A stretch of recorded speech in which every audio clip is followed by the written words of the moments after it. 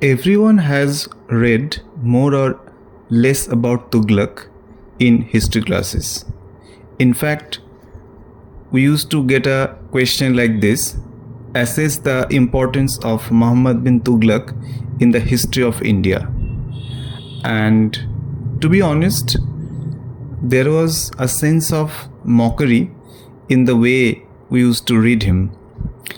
He was known as the mad sultan or the wisest fool. Of course, he did something which ruined the life of many people. He decided to shift his capital from Delhi to Daulatabad, and then once again he decided to go back to Delhi, which meant a lot of death, suffering, and loss of time, money, and energy. That's the historical presentation of Tughlaq.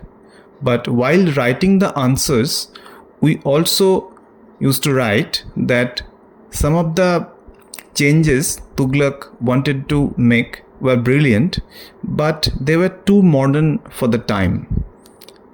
In this audio, I'm not going to talk about Tughlaq, the historical figure. Our focus is Tughlaq, the play which was written by Girish Karnad in Kannada and which was published in 1964. Now, what is there to expect in Tughlaq?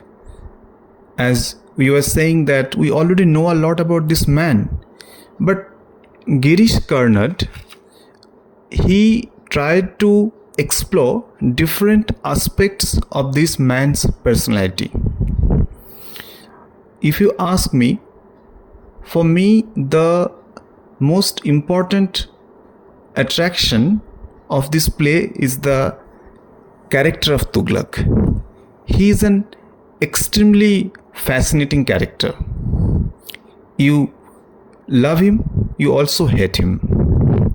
For most part of the play, Tughlaq remains an enigma. He remains a bundle of contradiction. Sometimes he recites poems, watches the stars in the night sky, thinks like a philosopher, and sometimes he is a bloody ruthless man. Sometimes he is a great visionary, and sometimes he is a very possessive, insecure ruler. Sometimes he sounds very kind. Sometimes he appears power hungry. So it is a challenge for the reader to find out which one is the real person. Girish Karnad never gives a clear answer to this question. I think Tughlaq himself didn't have a proper answer to this question, that which was the real man.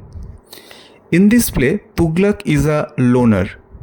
As the play unfolds, we see him that he is slowly, reclining into a place where nobody can reach him. He is becoming inaccessible, if not physically, mentally. And he has this terrible paranoia or this persecution mania, that he has this fear that somebody might take his position, somebody is trying to sabotage him. All these things are happening. And as the play nears the end, Tughlaq has precisely nobody except a historian. Tughlaq has precisely nobody to support him. At the end of the day, end of the play, Tughlaq is a tragic figure. I mean, he is not dying, but his ideas, his beliefs are dying. That's why he is a tragic figure. Now, why Tughlaq is so important? That is a very important question. And it is also interesting to know why Girish Karnad chose to write a play about a character who is from 14th century, because Muhammad bin Tughlaq was a ruler from 14th century. It was far way back. but I think this play had a very strange and uncanny political feeling about it. And although the play is based on a character of middle age, this play is very contemporary and fresh, because Tughlaq was dealing with a lot of problems, and our modern day rulers are also dealing with more or less the same problems. For example, in this play we see that Tughlaq is trying to waive the jizya tax. Jizya tax is basically a tax which is imposed on Muslim subjects. Now, as he is trying to waive this jizya tax, the Muslims are unhappy with him, and the Hindus are suspicious. My God, what this man is going to do next? And if you ask that this assimilation between the Hindus and Muslims, it has been a long-standing problem in Indian politics, and it has not yet been resolved. So Tughlaq's problem is a modern problem. If you ask about the shift of the capital from Delhi to Daulatabad is basically, it was known as Devagiri.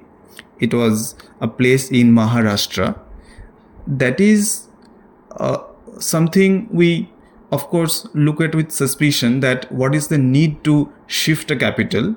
But many historians believe, many diplomats believe that it was actually a good decision. Maybe Tughlaq was rash in doing that, but it was a good decision.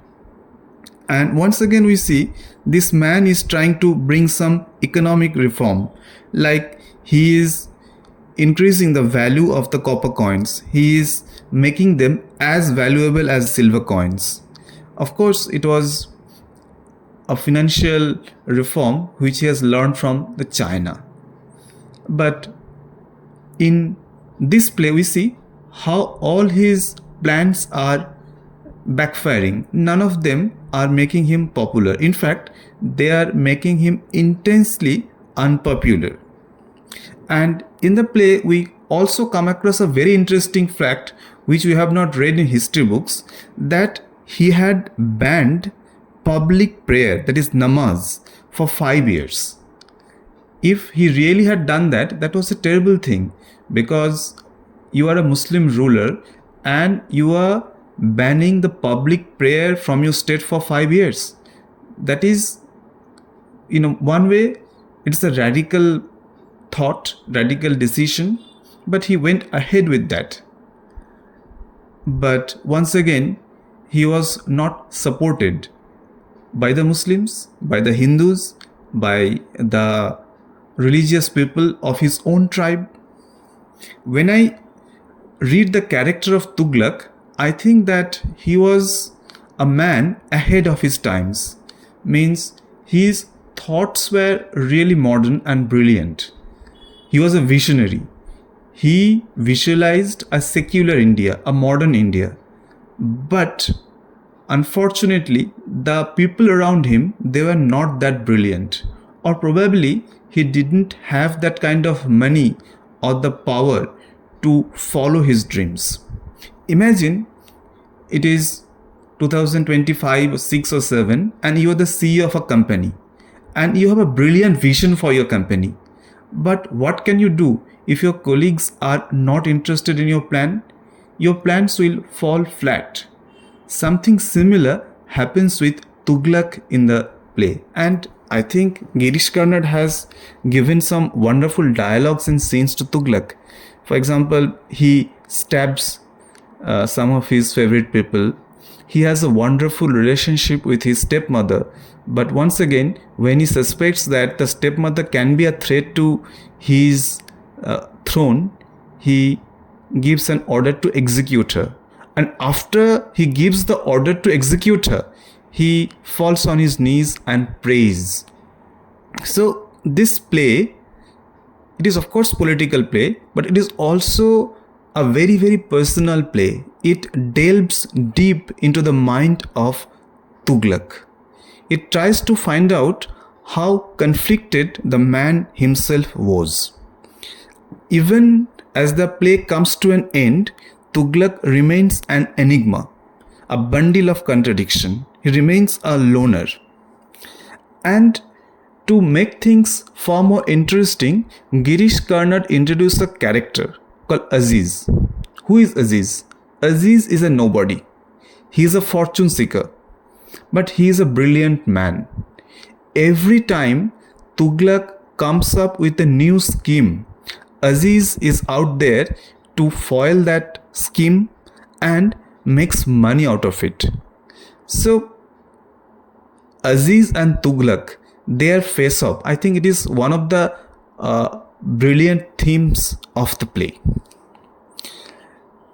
When you remember that the play was written somewhere in 1964, you have to understand the political context as well.